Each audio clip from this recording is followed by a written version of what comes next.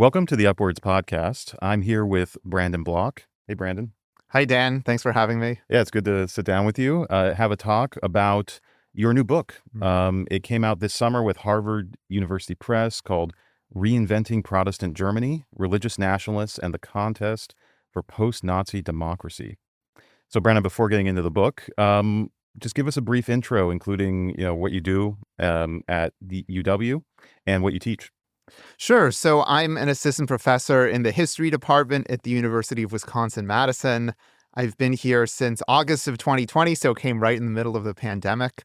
By training, I'm a historian of modern Germany, German-speaking Europe. So I teach courses on Europe since 1815, pretty broad, and then more specialized courses on modern German history, the Weimar Republic, as well as a capstone seminar on genocide, war crimes, trials, and human rights. And the sort of human rights angle on German history is especially something that I pursue in my research as well. So we're in the middle of a semester. What are you teaching right now this semester? So currently I'm teaching a writing intensive class called The Weimar Republic and the Rise of Nazism. So the aim is to think about the Weimar Republic not as a state that was doomed to fail from the outset. This is the democracy that gets created in Germany in 1919 following Germany's defeat at World War I. The democracy ultimately collapses in 1933 with the appointment of Hitler as chancellor. But what I try to point out to the students is this isn't simply a linear story of decline, but there were also many movements for reform in the areas of urban planning, in the arts and sexuality, and new opportunities for democracy. So we try to look at this as a kind of complex period where we can see both a democratizing society, but also a society that's producing deep reactionary currents that ultimately lead to the Nazi Party's takeover in 1933. And then I'm also teaching the seminar on war crimes trials in the 20th century. Oh, interesting. Yeah, so the Weimar Republic is part of your book, too. Yeah. It plays a big role in the beginning part Indeed. of the book. So before we get into the book proper, what drew you to write about Protestant churches and sort of reinventing themselves in 20th century Germany? Yeah, so I'll back up a little bit toward kind of my own biography, how I got into the field. So I lived in Germany for the first time in 2011-12. I was an English teaching assistant in a public school in Berlin through the Fulbright program. And when I was there, I got interested in a lot of the kind of religious dynamics and tensions I was seeing. It was quite a diverse school. One could perceive a certain amount of tension over the sort of public display of Islamic symbols. One would hear a certain degree of skepticism sometimes from teachers about students observing Ramadan, for instance. At the same time, Christian religious education was still offered, granted as an optional subject, but still as a subject in public schools, which is something that I was totally unfamiliar with from the United States context. And at the same time, I had another position actually working for a Jewish organization in Berlin. So also got exposed to interesting religious dynamics. I remember at one point I attended a so-called German Israel Day and was quite struck by the number of sort of Catholic nuns and other kind of visibly Christian attendees, which is something that I'm sure you're familiar with from your work on Christian Zionism. And all of this kind of led me to question this sort of common narrative that we have about European societies basically being kind of secular versus this kind of anomaly of the United States, which is a sort of Western democracy where religion supposedly plays this larger role. And that didn't quite fit with what I was seeing. And then when I got to graduate school, I worked with the intellectual historian Peter Gordon, who is very interested in theories of secularization. And I became exposed to a more academic literature about secularism that questioned this kind of narrative of religious decline, that was thinking about how religious organizations could still play an important political role, even though, let's say, fewer Europeans are attending church regularly, a kind of classical measure of secularization. So some of those contradictions I was interested in puzzling through. And I think the Protestant churches interested me especially because there was just a gap in the literature. The Catholic churches, I'm sure we'll come to, has this particular role in the post-war moment because it plays a major role in sort of supporting Christian democratic parties that come to power in West Germany, but in other places in Western Europe. Protestants were often sort of left out of that story in terms of the place of religion in the post-war reconstruction of Europe. But I found quite a bit of evidence in my early research that Protestants had equally been participating in all of those debates about sort of reconstructing society after Nazism, but had a quite different religious heritage and legacy that was being brought to bear that I wanted to explore in my research. So I would say there was both a kind of personal experience and then sort of academic Yeah, influences that's as often how it well. goes, right? Mhm. There's some type of real life experience that Mhm. leads to some pretty deep questions that Mhm. require research. So I think for maybe it might be a surprise for listeners to hear Mhm. that there's a gap in the literature about Protestant Mhm. and Germany, in Mhm. part because that's the homeland of Martin Luther, Yes. and is often associated as at least historically a lot of Protestant activity. So maybe that's an opportunity to just talk about what do we what's the religious scene in Germany? How many sort of what's the breakdown between Protestants and Catholics? Are there other groups in Germany? Sort of at the beginning of your story, maybe we say 1920s, 1930s. What does it look like in Germany on the religious front? Mhm. Yeah, absolutely. So, early 20th century, through the 1920s, Protestants make up about two-thirds of the German population, Mm, Catholics about one-third, and then there's a small Jewish minority, less than 1%.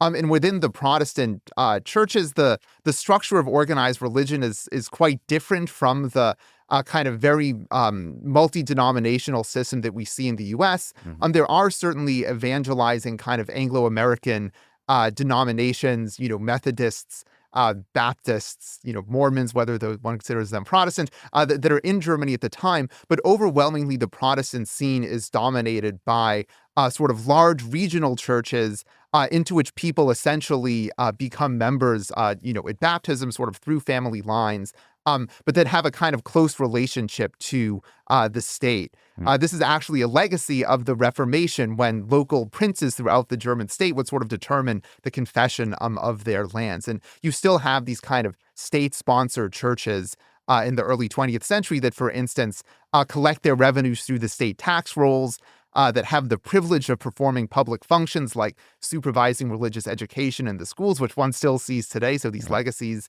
Um, and Protestants were not only the larger confession, but also the more socially dominant one.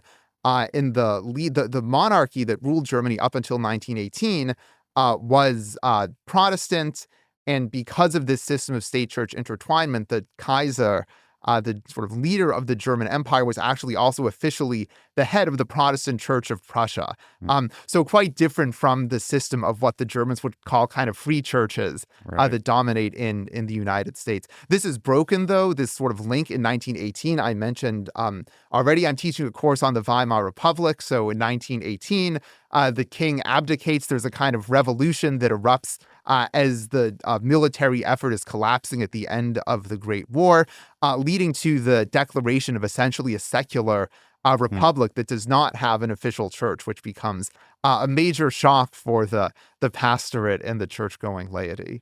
So one other aspect of this is, I think, much different than an American context is, and maybe this is, tell me if this is not the right way to say it, but you basically, as a German citizen, almost have to opt out of being considered Christian or religious at least.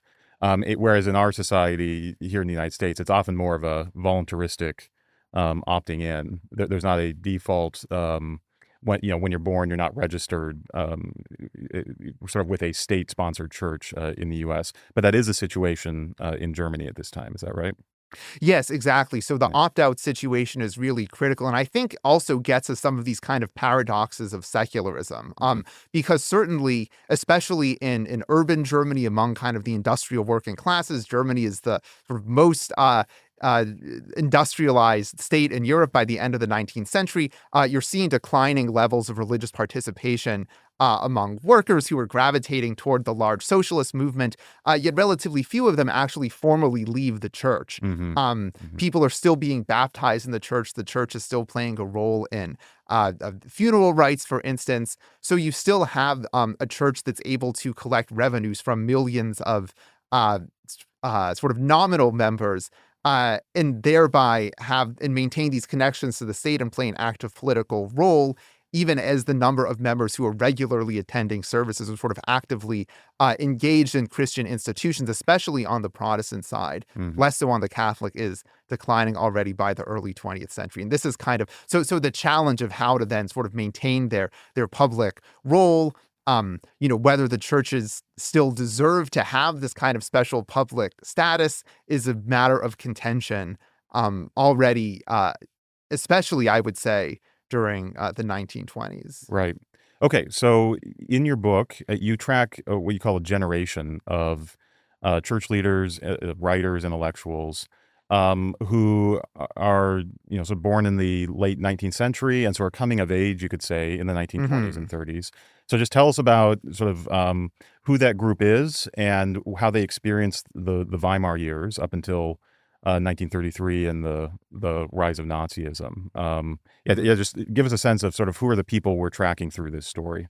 Yeah, absolutely. So I think the reason that I chose sort of this group is because when you look at, so the book is really trying to explain, I would say, ultimately, the kind of embrace of more democratic ideals and kind of human rights ideas after 1945. But when you look at the church leaders, major intellectuals, people shaping those movements after 1945, you see that many of them were born sort of around the turn of the 20th century. And as you mentioned, sort of are beginning their careers or attending seminary during the 1920s. And what's really, I think, critical for this generation is that kind of rupture between church and state that happens after 1918. So in the German Revolution, there's briefly a kind of socialist party that takes over the Prussian culture ministry, threatens to strip away all of the church's public privileges, including the supervision of religious education. That doesn't happen, but to some extent, it creates this deep degree of suspicion between the Weimar Republic and the churches. And for young sort of Christians coming of age in this period, they're confronted with this question of sort of how is Protestant identity going to be redefined now in this secular republic. Many would gravitate toward a kind of Christian youth movement that was quite nationalistic, that was skeptical of democracy in particular due to the ways that democracy was associated with Germany's defeat in the First World War. This was, of course, quite a common sentiment on the German right after World War I, but in the Protestant youth movement, it gets infused more with Christian ideas, the idea that the Republic is somehow a disruption of divine order. There's also sort of longstanding ideas about the German people having a kind of special relationship to God and the divine, which sort of come more out of 19th century Protestant nationalism, but are also being kind of reconfigured in this turbulent moment in the 1920s. Okay, so you can see that this this type of response to Weimar means that there's going to be a complicated relationship with Nazism when it emerges, or when it comes to power, I guess, in 1933. So give us just an overview sense. How does the Protestant Church respond to Nazism? Yeah, so in 1933, this is, of course, a deeply contentious question. I would first say that there's been, many decades of historiography, kind of scholarly literature, but also kind of public polemical debates on this question. What I think has been pretty well established is that in 1933, there's a quite high degree of enthusiasm, even from famous pastors like Martin Niemöller, for instance, Otto Debelius, who was somewhat less well-known, but both of whom become active in the so-called Confessing Church during the Nazi period in 1933 are quite enthusiastic. The Nazi Party is often seen as a kind of vehicle of religious revival, especially because the Republic is associated with, secularism, with the disestablishment of religion. And there's a hope that, Hitler is somehow a figure who's been, sent by God to kind of revive the German nation. The Nazis themselves talk about this idea of positive Christianity, which is a vision of a kind of Christianity that overcomes the confessional divide. And this is actually appealing to many Protestant nationalists, right? Because they want to define Protestantism not simply as a kind of particularistic confession or set of dogmas, but rather a kind of spirit that's going to guide the German nation as a whole. So this idea of the Nazis as promoting a certain kind of Big Tent Christianity was quite appealing. Now, ultimately, things come to a head when the Nazis start to trample on how the baptism is defined, on the privileges of the churches. So the Nazis want to essentially define the definition of a Christian in kind of racialized terms. There was quite a bit of sort of intermarriage between the Jewish and Christian communities at this time, a long history going back to the 18th century of Jewish conversion, especially into the Protestant churches. But for the Nazis, anybody who was a baptized Christian but had a Jewish family background was not really Christian, could not be a church member. This, of course, conflicts with, ideas of the baptism. So there's a big divide pretty early on between a Christian faction, the so-called German Christians, that wants a fully kind of racial Aryan church, eliminate the Old Testament, deny that Jesus was a Jew, versus conservative pastors that are still quite politically sympathetic to Nazism.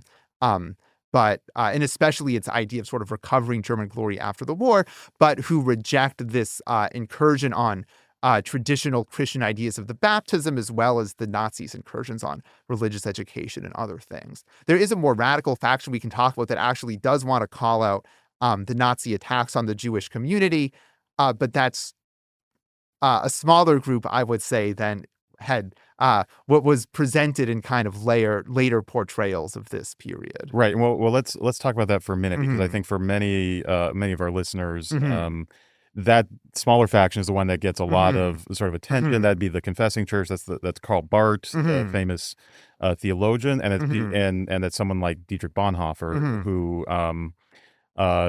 certainly in American Christian culture, there's a lot of literature around Bonhoeffer. So I think Bonhoeffer, I think for many Americans, is sort of the stand-in of the right way that Germans should have reacted, or he represents the right way that some Germans did react to Nazism. How, I guess there's two questions. How representative was Bonhoeffer for a broader movement? And are we remembering Bonhoeffer the right way when we think of him as someone who, very clearly and very consistently sort of did everything he could to stand up against Nazism? So, yes, I think that's a great question, right? Bonhoeffer, who was a Lutheran theologian who had ties to a knowledge of the German resistance against Hitler, was imprisoned in the winter of 1943 and ultimately executed in April of 1945, just weeks before German defeat, on Hitler's personal orders for his ties to the resistance organization. So I think the idea, he's certainly an important figure in the fact that he's become a kind of, seen as a kind of moral guide for how Christians should respond to situations of authoritarianism and dictatorship, I think, is quite understandable. At the same time, he's very much not representative. So he's one of the few figures to call out not only Nazi attacks on Christians of Jewish ascent, but Nazi attacks on the Jewish community as well. But this is a step that very few other figures, even within the Confessing Church, within this more radical faction that rejects the Nazi incursion onto the churches, are willing to take. So, for instance, in the aftermath of the Kristallnacht pogrom in 1938, which was an organized attack on Jewish synagogues and businesses, as well as Jewish people. 30,000 Jewish men are sent to concentration camps in the aftermath. Scholars that have looked into this have found examples of only 3 confessing church pastors who actually publicly called out the Kristallnacht in their sermons. One of them was a lesser-known figure named Helmut Gollwitzer, somewhat better known in Germany itself, a close colleague of Bonhoeffer. Even if one looks at the sermon that he delivered at that moment, right, the language is there, but it's also quite veiled. So he criticizes Christians who place their loyalty to the state above Christian conscience, let's say, right? But he doesn't actually sort of directly call out the crime. So Bonhoeffer himself was a fairly marginal figure within the Confessing Church, and really, I think, despaired in some of his private letters to his close colleagues, if one goes back to read them, that there wasn't a kind of larger witnessing. You also asked whether he's been remembered correctly. I don't know if you wanted to come to this, but there was a film that aired recently in last November about Bonhoeffer, where he's portrayed as this real kind of militant character, holding a gun, directly involved in kind of secret plans to plot the resistance. And I think Bonhoeffer, the real Bonhoeffer, had a much more kind of ambivalent attitude toward this question of whether violence is ever justified, even in response to a tyrannical regime. He ultimately comes to the conclusion around 1942, 1943 that actually there isn't, Ten Commandments, there's actually not a Christian justification even for the murder of the tyrant. But he feels compelled by his conscience to take that action anyway, and therefore needs to simply beg, fall on God's grace and forgiveness and beg for mercy because of this impossible dilemma. So he's very much a figure who sort of agonizes over the kind of difficulties of Christian life during the Nazi period. And I think for that reason, he's remembered as a figure who took a kind of very clear-cut position, who was broadly representative. But if one goes back, I think the historical reality is more complex and also somewhat more interesting. Yeah, and it's one of the a great example of sort of difference between memory, or historians something called memory, and a critical historical account of someone, and the memory also becomes part of the history, though, right, I think, right. of how the church has developed after the That's war. right. That's right. Okay, so maybe putting Bonhoeffer to the side for a minute, just to focus on the main part of the story. So as we go through the period of the Nazi rule of World War II, what's the broader conclusion about how we should think about the Protestant church? These two factions you talked about, the sort of the German Christian church, and then the conservative Protestants who have some hangups, but are also in some way, working with the regime and other things. Maybe you can speak for yourself, maybe for the broader scholarship, but are they broadly collaborative with Nazism? Are they victims in some sense? Are there actual phases to that story where they're more collaborative at the front end and more resistant at the latter end? How would you summarize that 12-year period? Yeah, sure. I would say that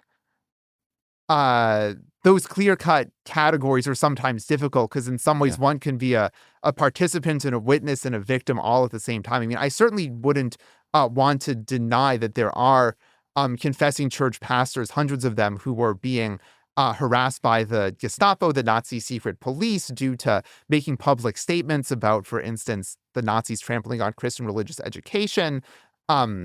There are pastors who were arrested. There are pastors who faced bans on public speaking.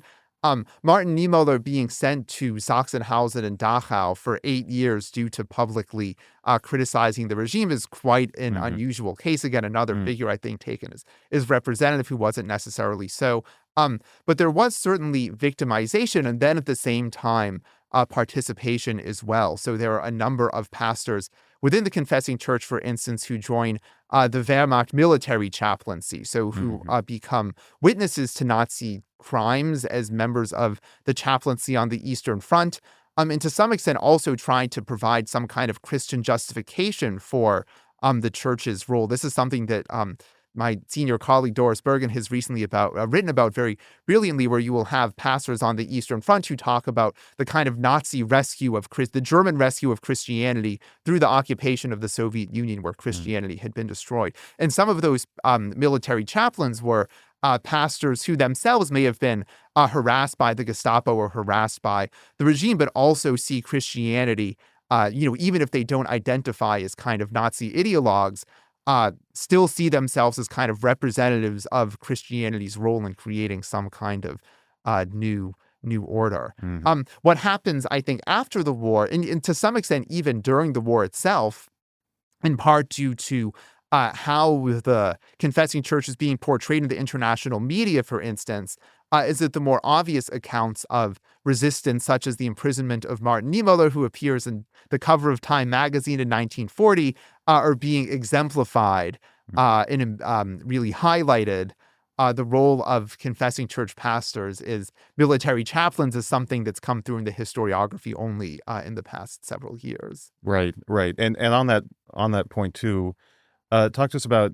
I think the leading pastors are often, sort of the faces Hmm. of German Protestantism at this point. Hmm. In your book, you talk a lot about the role that non-pastors, Hmm. women, lay people Hmm. played.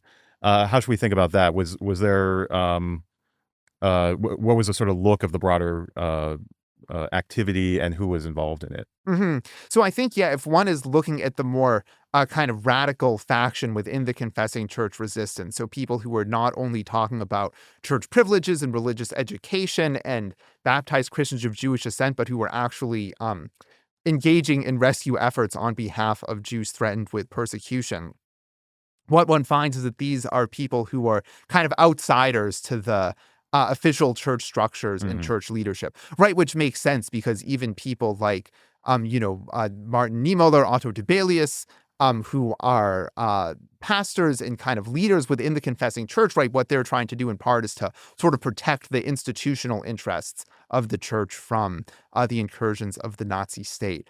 On the ground, one sees, for instance, Niemöller's parish of Berlin becomes a real center of resistance, though one where Niemöller himself maintains some kind of distance. But there are a number of lay women in that parish, some of whom have become somewhat better known recently. Elizabeth Schmitz, who was a Berlin school teacher, who pens a memorandum calling out the Nuremberg laws. Helene Jacobs and Gertrude Steven, lay women who were participating in a circle that's falsifying passports for Jews trying to escape. So one finds these smaller circles in particular of lay women, often who are single, who are sometimes religious educators who are participating in those more active resistance efforts.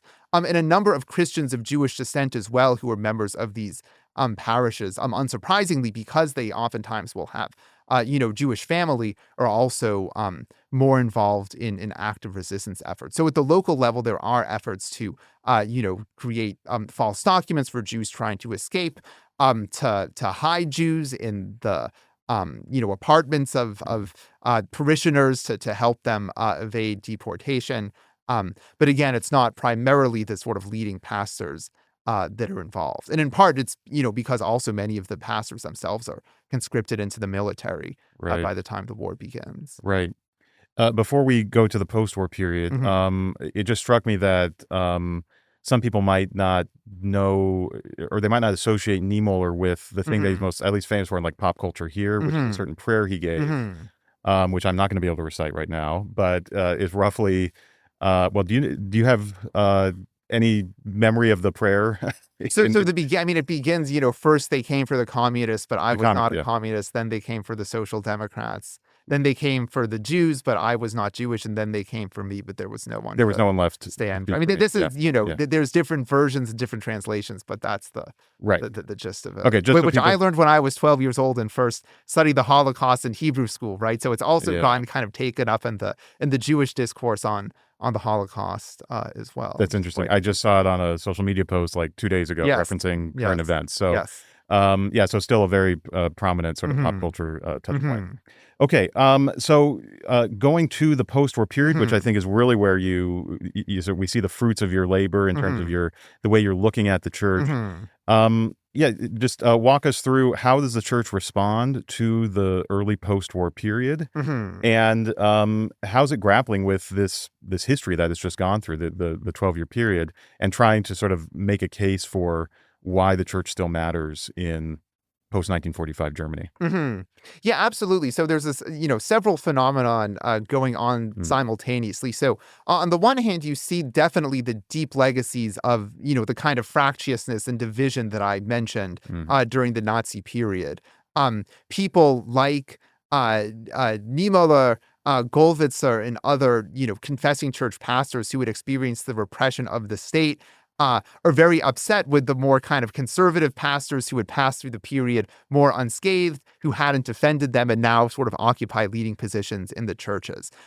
So on the one hand, these kind of personal animosities stemming from those deep differences of the experience of Nazism are still there. But on the other hand, there's a broad demand across the different factions within the post-war church that the church should really play a central, a pivotal role in kind of the sort of moral reconstruction of mm. Germany after Nazism. And this is something one sees not only in Germany, but among sort of Christian communities in other European countries as well. I think what's, of course, distinct about Germany after the war is that it's no longer a sovereign state, right? Germany famously gets carved up by the Allies. So you have three zones ruled by the Western Allies, American, British, and French, and then the Soviet zone in the East. So Germany is no longer a sovereign state. There isn't a kind of government authority. And what this in part means is that the churches can sort of come in and fill the gap, right? The churches have they still have the ability to organize welfare, food aid, housing construction programs. So a lot of, because of the institutional structures of the churches sort of still exist after the war, a lot of aid is kind of being funneled through them. And then the German churches developed sort of important political contacts with the Allied occupation regimes as well. Of course, the Soviets are very skeptical of this idea that the churches should play a role as the kind of moral conscience of a post-Nazi Germany, right? The Soviets basically interpret the churches, not entirely wrongly, I would say, as sort of part of the sort of bourgeois reactionary bloc that helped bring the Nazis to power. Not true of all Protestants, but certainly many had been enthusiastic. The French, coming out of their own sort of tradition of state secularism, also quite skeptical. But on the British and American side, there are a number of occupation officials. There are religious affairs specialists who were British and American pastors, some of whom had had contacts with confessing church pastors during the war, at least sort of had read about the confessing church, and think about the confessing church as being sort of exemplified by people like Niemöller and Bonhoeffer and sort of a center of anti-Nazi resistance, and therefore think that the church sort of does have this special role to play in the post-war period.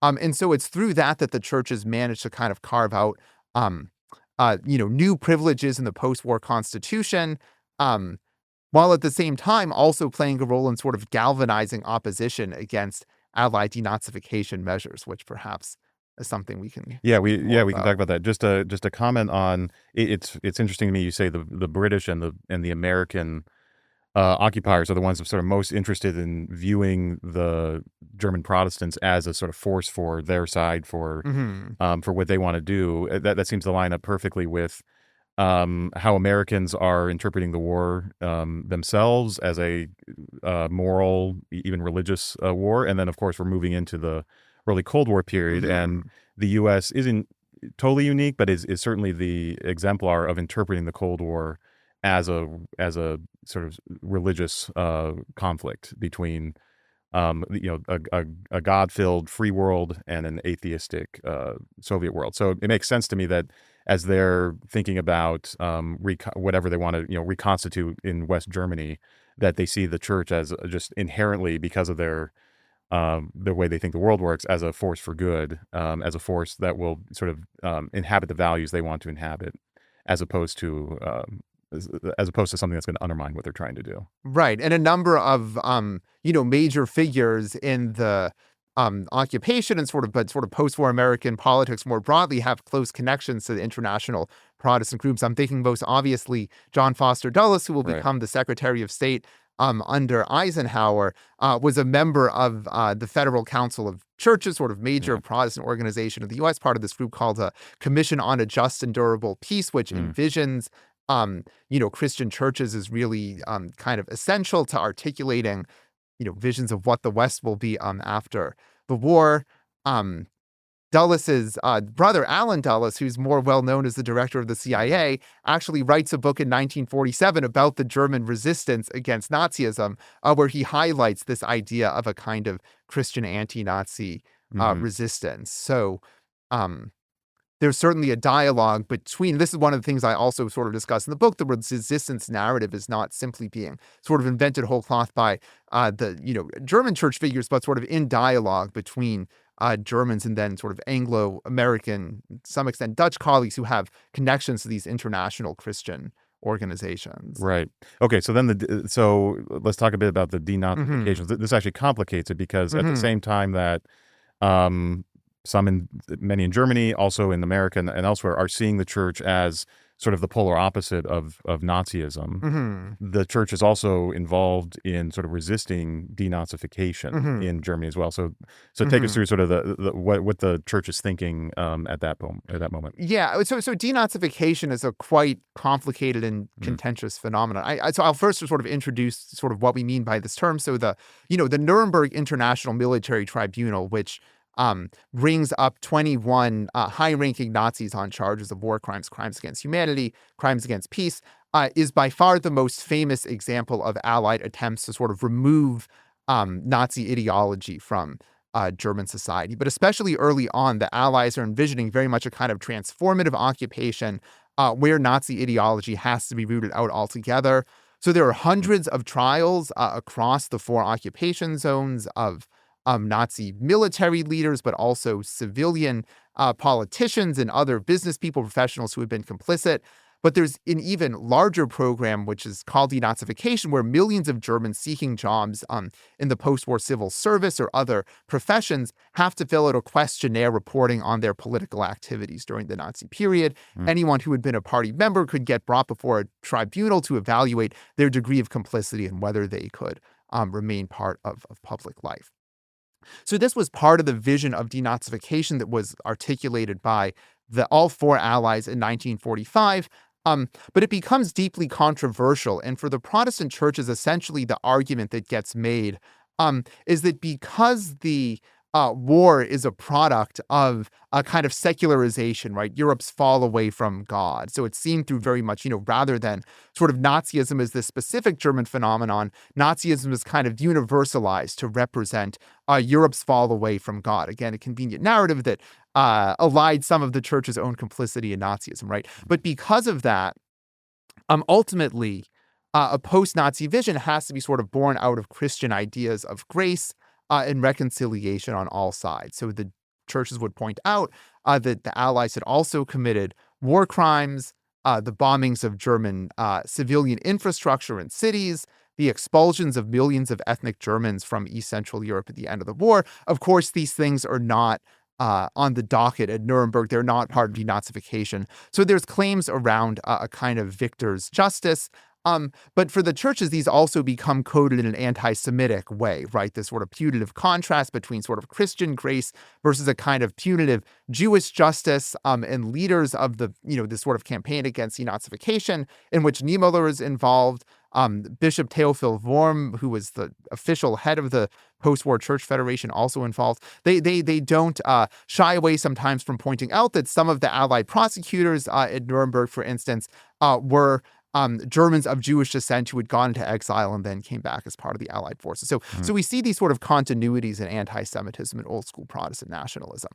But at the same time, the final thing I'll say here is that, in fact, denazification is quite controversial in the United States as well. You have especially Republican senators or senators who represent states like Wisconsin that have large German-speaking populations that think that the way that Germany is being treated is sort of too punitive, and that also sort of favor this vision of a kind of reconciliation that leaves the past behind, especially as the Cold War is on the horizon. You need West Germany as a kind of military ally. That's coming to the fore as well. So, in fact, the church's resistance against denazification, it seems kind of paradoxical for us. But from their perspective, this was an extension of their kind of resistance against National Socialism, their extension of their resistance against a kind of overbearing state that tramples on Christian values. So that was consistent from their worldview and also for many of their American supporters and interlocutors as well. Yeah, and one of the fascinating things to me was seeing how the critics of denazification were actually invoking concepts like human rights Mm-hmm. on their side. I mean, Mm-hmm. often in the American Yes. context, it's the Americans who are using human rights language to prosecute Mm-hmm. the Nazis. But yeah, explain that. Like how is human rights language sort of entering in through this debate over denazification and other things happening at this time? Yeah, the theological argument that's sort of being put forth, right, is that human rights aren't simply um, natural rights or a kind of expression of human rationality or sort of sovereignty over oneself, a kind of classical Enlightenment notion of human rights, but rather human rights for especially sort of post-war Protestants steeped in a kind of Lutheran tradition can only be gifts of God's grace. Right. And in German I mean, I think this especially sort of emphasis on grace and this emphasis on sort of human fallenness and sort of innate sinfulness, which is, of course, a theme that's especially coming up in the aftermath of the war, is one reason why human rights, previously had not been a kind of language that would have been used by Protestants, whether in Germany, whether steeped in a Lutheran or Reformed tradition. But after the war, human rights begins to take on this sort of universal qualities, a sort of language of post-war international Christian reconstruction. So I mentioned, John Foster Dulles and the Federal Council of Churches, which is also advancing a vision of human rights as a kind of basis for a post-war Christian reconstruction of Europe and sort of guarding human dignity now against the depredations of communism, right? So even though human rights sort of fit somewhat askew with their sort of vision of this kind of fallen humanity that must sort of fall upon God's mercy. Nonetheless, Protestants who want to kind of integrate themselves into this international discourse of post-war reconstruction and who want to sort of gain political clout in post-war Germany start to develop a sort of theological view of human rights, but one that's very much sort of oriented toward their side, where rights are conferred by God's grace and therefore can only really be interpreted by the church and sort of interpreted not as, universal and always having the same meaning, but rather sort of as what, the path God is showing us in the present moment. And so it's through these sets of ideas that ultimately, the discourse of human rights is being used, for instance, to talk about, opposition to a certain kind of victor's justice or the need for sort of grace and reconciliation as a basis for the post-war. What's interesting, though, is that then many of those same pastors who were involved in these campaigns against denazification continue to go on to frame their church as a source of sort of human rights against a kind of overweening state in various kinds of post-war debates around military service and sort of state power in the West German context, right? So that language extends beyond the immediate post-war campaign against denazification. Yeah. So, just to sketch out sort of where you take the story, it seems like, just using my words here, it seems like one of the major arguments that the churches are making is that they are the conscience of West Germany. For through the 50s and 60s. And so a number of different sort of controversial issues or debates over how far the federal government, or I guess I don't know if they would call it the federal government, but how far the state government should sort of what they should require from citizens and so forth, that the church sees itself as that someone that needs to weigh in on those things and actually is the source of the wisdom for how those things should be talked about. So whether that is conscientious objection from the military, whether it is debates about nuclear policy or other things, it seems like that's sort of the legacy of this history is the Protestant church sort of puts himself in there, and to an extent the society accepts that, or there's a role for the church to play. What would you modify to my summary there of that last sort of long period, 20 years or 30 years that you cover in the book? Yeah. Sure. Yeah. I mean, I think that's great. I think that sort of category of conscience becomes really central. I think in part because it allows the this sort of generation of Protestant pastors and intellectuals who I write about to sort of retain a kind of particular confessional identity after the war.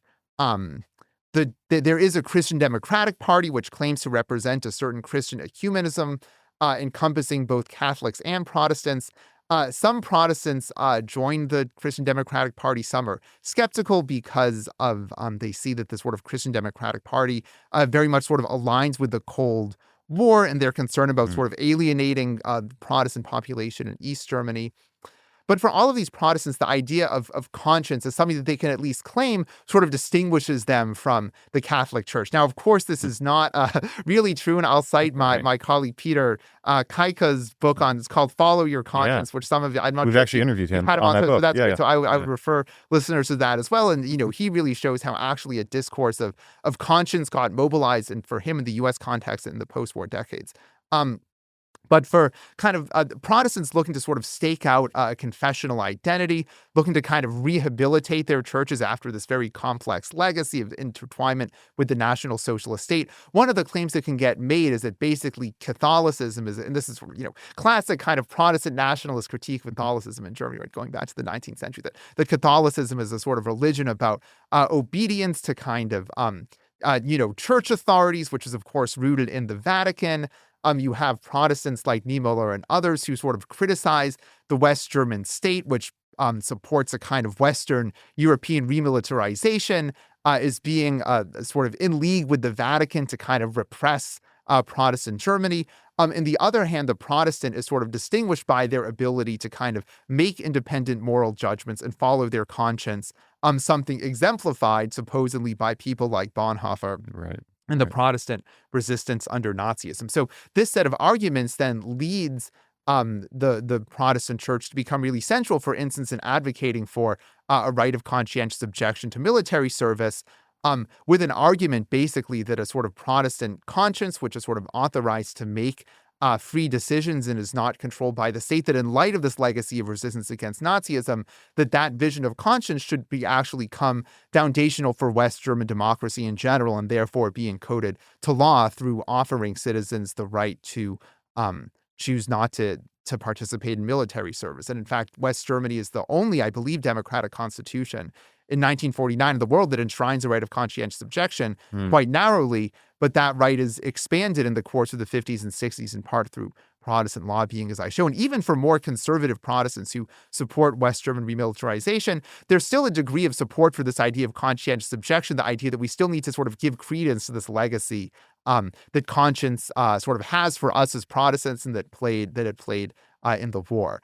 Again, this is a very much a kind of biased account, I think, one that's not at all fair to sort of long traditions of kind of Catholic theology and how Catholics are engaging with similar questions. But this confessional language is one of the ways I think that the church ultimately finds its way to espousing a kind of democratic vision in a way that would be quite surprising if one looks at the sort of earlier socialization of some of these individuals, as I talked about before. Yeah, it's just such a fascinating history too. Just comparing it to the U.S. example, where when we talk about conscientious objection, or we often talk about like the peace churches, the Anabaptist, the very free churches as the source of that type of theology. And it's just so fascinating to see in other contexts, like that same impulse comes from a very different motivation and set of theological doctrines, and so forth in a different time. So, it's very important. I guess, a lesson for all. It's very important to sort of understand the context within which these topics come up, the national context, the theological context, because it goes a long way to explaining sort of why certain ideas like conscientious objection should become salient at certain moments, and not at others, and in certain parts of Christian tradition, and not in others. Okay, one last question. Sort of pulling back and thinking about most of the listeners are going to be Americans and might have a pretty American understanding of even what secularization is. I was even thinking, as you were talking about just the differences in early part of our conversation around sort of modern Germany and how we think about secularism. Like so many of the markers we use in polling to measure secularism or secularization in the U.S. are very, I guess you could say, like American Protestant based. They're about like, how often do you pray? How often do you go to church? These things that are very much about the practices you're doing that would signal whether you're being secular or not. And in other contexts, those aren't the defining mark of whether or not you're religious or secular. So accepting the way that we often talk about in the U.S., how do you think about when you're teaching students at UW, when you're talking to people who don't have a strong familiarity with the German context, what are the things Americans should keep in mind when either engaging German history, maybe we talked a bit about Bonhoeffer and others, around topics related to what you're talking about, or when they come across the idea of secularism or secularization? What does the German example help us fill in our blind spots, so to speak, from the American perspective?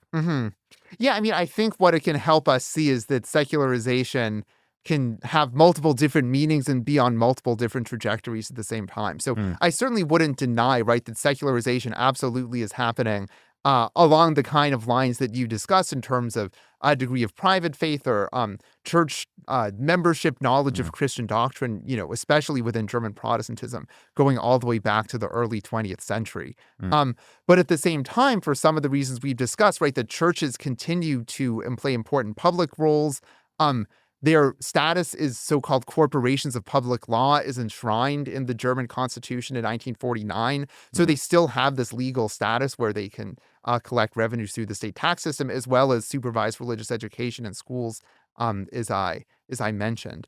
What I think the kind of secularization that one sees in the German context, and perhaps maybe in some American examples as well, though less so, is that the Protestant churches themselves are coming, as they come to identify themselves with democratic values, there's a sort of self-secularization that's happening, right? Where, publicly the churches, church leaders will say, we're not here to kind of, evangelize or sort of, say that everyone should be a Protestant and sort of promote a certain kind of Christian dogma. Like, obviously, that can't be the church's role in a society where fewer and fewer people are believing Christians, but rather to kind of represent a sort of conscience of the nation, to represent, certain kinds of democratic values, and to show that actually, the values that sort of guide the German state, the German Constitution, weren't simply kind of created out of whole cloth, but have this deeper source.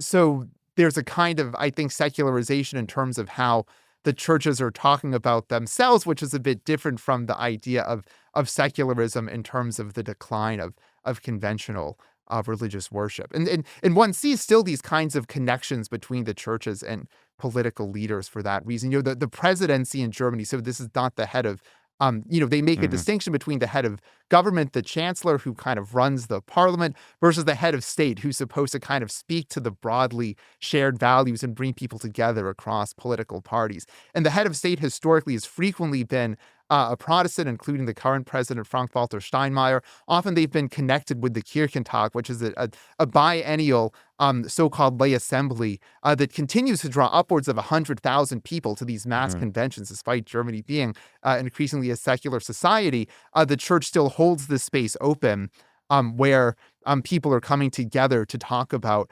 migration and climate change, ecological issues, and sort of major issues that face the citizens in common. And frequently, Germany's presidents have been people who had connections with that body, right?